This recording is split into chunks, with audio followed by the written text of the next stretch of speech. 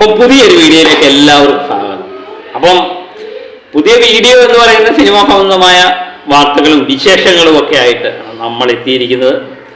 അപ്പം സിനിമാ സംബന്ധമായ വാർത്തകൾ എന്ന് പറയുമ്പോൾ ഇപ്പം സിനിമാ സംബന്ധമായ ഒറ്റ വാർത്ത മാത്രമേ ഉള്ളൂ. തുടരും ചിത്രത്തിൻ്റെ കളക്ഷൻ, ലാലേട്ടനെ സംബന്ധിച്ച് ഇതൊക്കെ തന്നെയാണ് മലയാള സിനിമ ഇപ്പം കാണുന്നത്. ഇപ്പം നമ്മളെപ്പോഴും ചിന്തിക്കുന്ന ഒരു കാര്യമുണ്ട്. കഴിഞ്ഞ കൊല്ലമൊക്കെ ഇതുപോലെ സമയത്ത് മോഹൻലാൽ ചിത്രങ്ങൾ കളക്ഷന് ഇതിനെപ്പറ്റിയൊക്കെ പറയുമ്പോൾ എനിക്ക് തോന്നുന്നു ഏറ്റവും കൂടുതൽ 100 കോടി ഉണ്ടായത് കഴിഞ്ഞ കൊല്ലമാണ്. ആവേശം, പ്രേമലു, മഞ്ഞുമൽ ബോയ്സ്, അതുപോലെ വേറെ ഏതാ ARM, ആടുജീവിതം, ഇങ്ങനെ ഒത്തിരി 100 കോടി ഉണ്ടെങ്കിലും തിയേറ്ററുകാർ നഷ്ടത്തിലായിരുന്നു അല്ലേ? എല്ലാ മേഖലയിലും നഷ്ടത്തിലായിരുന്നു. സിനിമാ മേഖലയെ നഷ്ടത്തിലായിരുന്നു എന്നാണ് നിർമ്മാതാക്കൾ പറയുന്നത്, നമ്മൾ പറഞ്ഞതല്ല. എന്നിട്ട് പോലും യാതൊരുവിധ ചലനവും ഉണ്ടാക്കാൻ പറ്റിയില്ല. അപ്പം ലാലേട്ടൻ എന്ന് പറയുന്ന വ്യക്തിയുടെ പേരേ പരാമർശിച്ചില്ല 2024. ബാക്കിയുള്ള നടന്മാരെല്ലാം പരാമർശിക്കപ്പെട്ടു. മഹാനടന്മാർ പലരും ഉണ്ടായിരുന്നു.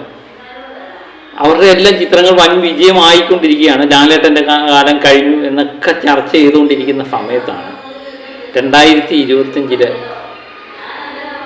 ആദ്യമേ എമ്പുരാൻ വന്നു. അതിലൂടെ മലയാള സിനിമയിലെ ഒരു പരിധി വരെ നീക്കാൻ എമ്പുരാന് കഴിഞ്ഞു. രണ്ടാമത്തെ ചിത്രം തുടരും. വലിയ പ്രതീക്ഷയോടൊക്കെ എല്ലാവരും കാത്തിരുന്നത് ചെറിയ ചിത്രം എന്നുള്ള ലേവലിൽ തന്നെയായിരുന്നു എത്തിയത്. പക്ഷേ തുടരും വന്നതിന് ശേഷമാണ് എമ്പുരാനേക്കാൾ വലിയ സാധനമാണ് തുടരുമെന്ന് നമുക്ക് മനസ്സിലാകുന്നത്, മലയാള പ്രേക്ഷകർക്ക് മനസ്സിലാകുന്നത്. 15 കൊല്ലത്തിന് ശേഷം മലയാള സിനിമ കണ്ടവരുടെ എണ്ണം വളരെ കൂടുതലാണ്. ഈ ചിത്രം കാണാൻ വേണ്ടി അമ്മമാരും മലയാള സിനിമ തന്നെ കാണാത്തവർ പലരും തിരിച്ചു വന്നു, തിയേറ്ററിലേക്ക് തിരിച്ചു വന്നു. തിയേറ്റർ ഉത്സവപ്പറമ്പാകുന്നു. അതിങ്ങനെ നീണ്ടു നിൽക്കുകയാണ്. അപ്പം പലരും ചോദിക്കാറുണ്ട് OTTയിലേക്ക് എന്ന് വരും എന്ന് ഈ ചിത്രം. പണ്ടൊക്കെ എന്ന് പറഞ്ഞാൽ 100 ദിവസമൊക്കെ ആയിരുന്നു. ഇപ്പം അങ്ങനെയൊന്നും ഇല്ല. ഇപ്പം എന്ന് പറഞ്ഞാൽ തുടരും എന്ന ചിത്രം നേരത്തെ തന്നെ OTTക്ക് കൊടുത്തു കഴിഞ്ഞു. അപ്പോൾ ആ ഒരു ഡേറ്റ് നിശ്ചയിച്ച് കാണും. നമുക്ക് കിട്ടുന്ന വിവരം അനുസരിച്ച് മെയ് 30 ആയിരിക്കാം ഒരു പക്ഷേ OTTയിൽ എത്താൻ പോകുന്നത് എന്ന് തന്നെ തോന്നുന്നു. കാരണം തിയേറ്റർ ഉടമകൾ തന്നെ പറയുന്നുണ്ടായിരുന്നു മെയ് 30 വരെ വേറെ ഒരു ചിത്രവും ഞങ്ങൾ എടുക്കുന്നില്ല എന്ന്. തുടരും ചിത്രം ഓടുന്ന തിയേറ്റർ ഉടമകൾ തന്നെ പറയുന്നുണ്ട്. അപ്പം മെയ് 30 തന്നെ ആയിരിക്കാം OTT പോകുന്നത്. അപ്പം അതുമായിട്ട് ബന്ധപ്പെട്ട ഒത്തിരി കമൻറ്റുകൾ നമുക്ക് വരുന്നുണ്ട്. അതും പ്രകാരമാണ് നമ്മൾ പറഞ്ഞത്. അപ്പോൾ തുടരും എന്ന ചിത്രം ഇന്നലെ കളക്ട് ചെയ്തത് 1,51,00,000 ആയിരുന്നു തോന്നുന്നു രാവിലെ പറഞ്ഞത്. അത് ചെറിയ മാറ്റങ്ങളുണ്ട്, കൂടുകയാണ്, കുറയുകയല്ല. 1,65,00,000 രൂപ കേരളത്തിൽ നിന്ന് കളക്ട് ചെയ്തതായിട്ടാണ് പറയുന്നത്. അങ്ങനെ 105,85,00,000 രൂപ കേരളത്തിൽ നിന്ന് ഈ ചിത്രം കളക്ട് ചെയ്തതായിട്ട് നമുക്ക് കിട്ടുന്ന റിപ്പോർട്ട് അനുസരിച്ച് മനസ്സിലാകുന്നു. അപ്പം കർണാടകത്തിൽ നിന്ന് ഈ ചിത്രം കളക്ട് ചെയ്തത് 3 ലക്ഷം രൂപയായിരുന്നു ഇന്നലെ. ഏകദേശം 7,74,00,000 രൂപ എത്തി നിൽക്കുന്നു. ആന്ധ്രാപ്രദേശ്, തെലുങ്കാന സംസ്ഥാനങ്ങളിൽ നിന്ന് 1 ലക്ഷം രൂപ കളക്ട് ചെയ്ത ചിത്രം 3,48,00,000 രൂപ കളക്ട് ചെയ്തിരിക്കുന്നു. തമിഴ്നാട്ടിൽ നിന്ന് ഇന്നലെ 5 ലക്ഷം രൂപയാണ് കളക്ട് ചെയ്തത്. അങ്ങനെ 5,42,00,000 രൂപയാണ് തമിഴ്നാട്ടിൽ നിന്ന് കളക്ട് ചെയ്തത്. കേരളത്തിൽ നിന്ന് 1,65,00,000 രൂപ കളക്ട് ചെയ്തു. 105,85,00,000 രൂപയാണ് കേരളത്തിൽ നിന്ന് കളക്ട് ചെയ്തിരിക്കുന്നത്. റെസ്റ്റ് ഓഫ് ഇന്ത്യ, ഇന്ത്യയിലെ ബാക്കിയുള്ള സംസ്ഥാനങ്ങളെല്ലാം കൂടെ ചേർത്ത് 4,06,00,000 രൂപയാണ് ഇന്നലെ വരെ കളക്ട് ചെയ്തത്. അങ്ങനെ 126,58,00,000 രൂപ ഇന്ത്യ ഗ്രോസ് ആയിട്ട് കാണിക്കുന്നു. ഓവർസീസിൽ നിന്ന് 90,45,00,000 കാണിക്കുന്നത്. 90,45,00,000. അങ്ങനെ 217 കോടിയാണ് വേൾഡ് വൈഡായിട്ട് തുടരും എന്ന ചിത്രം ഇന്നലെ വരെ കളക്ട് ചെയ്തത്. അപ്പം ഏകദേശം എല്ലാവർക്കും ബോധ്യമായി എന്ന് തന്നെ വിശ്വസിക്കുന്നു. അപ്പോൾ 217, അപ്പം ഞായറാഴ്ച കൊണ്ട്, ശനി ഞായർ കൊണ്ട് 225 കിടക്കുമോ എന്നാണ് നമ്മളിനി നോക്കി കാണാനുള്ളത്.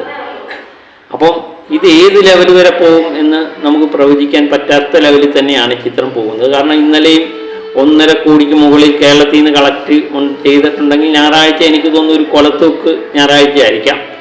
ഒരു 3 കോടിക്ക് മുകളിലെങ്കിലും കേരളത്തിൽ നിന്ന് ഞായറാഴ്ച പ്രതീക്ഷിക്കുന്നുണ്ട്. അങ്ങനെയെങ്കിൽ 110 കോടിയൊക്കെ വളരെ നിസ്സാരമായിട്ട് കളക്ട് ചെയ്യും എന്ന് തന്നെ മനസ്സിലാക്കാം. പിന്നെ OTT റിലീഫ് അടുത്ത കുറച്ച് ദിവസത്തിനുള്ളിൽ തന്നെ ഉണ്ടാകും എന്ന് തന്നെ നമ്മൾ പ്രതീക്ഷിക്കുന്നു. ഇതിനിടയിൽ എത്രയോ ചിത്രങ്ങൾ വന്നു അല്ലേ? മഴവെള്ളപ്പാച്ചിൽ പോലെ എത്രയോ ചിത്രങ്ങൾ വന്നു.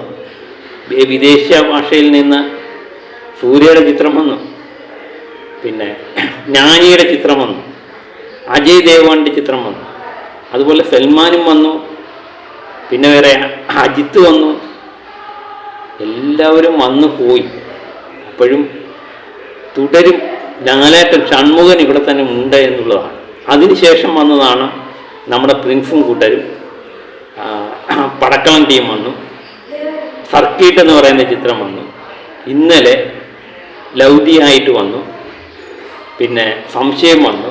ഇങ്ങനെ പല ചിത്രങ്ങൾ. ഇനി പിന്നെ പേരറിയാത്ത എത്രയോ ചിത്രങ്ങൾ വന്നു പോയിട്ടുണ്ടെന്നറിയാം. മലയാള സിനിമയുടെ ഇപ്പോഴത്തെ ഒരു പ്രശ്നമായിട്ട് എനിക്ക് തോന്നുന്നത് ചിത്രങ്ങൾ ഒത്തിരി റിലീസ് ചെയ്യുന്നുണ്ട്.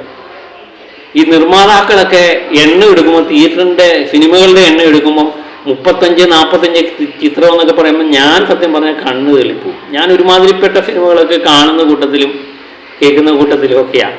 കണ്ടില്ലെങ്കിലും വാർത്തകളിലൂടെ കേൾക്കുന്ന ഘട്ടത്തിൽ, കാരണം ഈ വീഡിയോ ഒക്കെ ചെയ്യാൻ വേണ്ടി ഏത് ചിത്രമാണ്. പക്ഷേ നിർമ്മാതാക്കൾ പറയുന്ന പല ചിത്രങ്ങളും നമ്മൾ കേട്ടിട്ട് പോലും ഇല്ലാത്ത പേരുകളാണ്. അവരെന്തിനീ പടം നിർമ്മിക്കുന്നു എന്ന് നമുക്ക് ഒരു യുക്തി പോലും കിട്ടുന്നില്ല എന്നുള്ളതാണ്. എന്തുകൊണ്ട് നിർമ്മിക്കുന്നു എന്നാണ്. നമുക്കറിയാവുന്ന കുറച്ച് ചിത്രങ്ങളുണ്ട്, അത് റിയലി തിയേറ്ററിൽ പോകുന്നുണ്ട്, അതിൻ്റെ കൃത്യമായിട്ടുള്ള കണക്കുകൾ നമുക്ക് കിട്ടുന്നുണ്ട്, കളക്ഷൻ നമുക്ക് കിട്ടുന്നുണ്ട്. അതിൽ തന്നെ ചുരുക്കം ചില ചിത്രങ്ങളാണ് വിജയിക്കുന്നത് തന്നെ. ഇതിനിടയിലാണ് എത്രയോ ചിത്രങ്ങൾ വന്നു പോകുന്നുണ്ടെന്നറിയാം. എന്നിട്ട് നിർമ്മാതാക്കൾ പറയുന്നത് ഇത്രയും ചിത്രങ്ങൾ ഇറക്കി എന്നിട്ട് ഇതെല്ലാം പരാജയമാണെന്ന് പറഞ്ഞിട്ട് കാര്യമില്ല. നമ്മളിപ്പം തന്നെ പരിശോധിച്ച് നോക്കിയാൽ 190 കോടി രൂപകളുമാണ് ലാലേട്ടൻ്റെ 2 ചിത്രങ്ങളിലൂടെ മലയാള സിനിമയ്ക്ക് മാത്രം കിട്ടിയത്, കേരളത്തിൽ നിന്ന് മാത്രം. അപ്പോൾ ഇവിടെ ഒരു മാർക്കറ്റുണ്ട്. അത് കൃത്യമായിട്ട് അത് ഉപയോഗിക്കുക, ജനങ്ങളെ മലയാള സിനിമ കാണാൻ പ്രേരിപ്പിക്കുക, ഇതൊക്കെ ചെയ്യാനുള്ളൂ. അതിന് ലാലേട്ടൻ തുടങ്ങി വെച്ചേക്കുന്ന ഒരു പാതയുണ്ട്. ഓവർസീസ് കളക്ഷൻ ആയാലും നമുക്ക് ഓവർസീസ് ഒന്നും ചിന്തിക്കാൻ പോലും ഇപ്പം 100 കോടിയൊക്കെ എന്ന് പറഞ്ഞ് കൃത്യമായിട്ട് കിട്ടുന്നുണ്ട്. ഏറ്റവും കുറഞ്ഞത് 100 കോടി അല്ലേ? അതുപോലെ ഇന്ത്യ ഗ്രോഫ് ഇപ്പം കർണാടകത്തിലേക്ക് തുടർച്ചയായിട്ട് രണ്ടാമത്തെ ചിത്രം 10 കോടി അടിക്കാൻ പോവാം. 7.74 കോടി കർണാടകത്തിൽ നിന്ന് കളക്ട് ചെയ്തു. അല്ലെ ഒരു ആന്ധ്ര, തെലുങ്കാന എന്നൊക്കെ പറയുന്നത് നമുക്ക് ചിന്തിക്കാൻ പോലും പറ്റാത്ത സംസ്ഥാനങ്ങളായിരുന്നു. അവിടെയൊക്കെ 3 കോടിയൊക്കെ തുടങ്ങി കളക്ട് ചെയ്തിരിക്കുന്നു.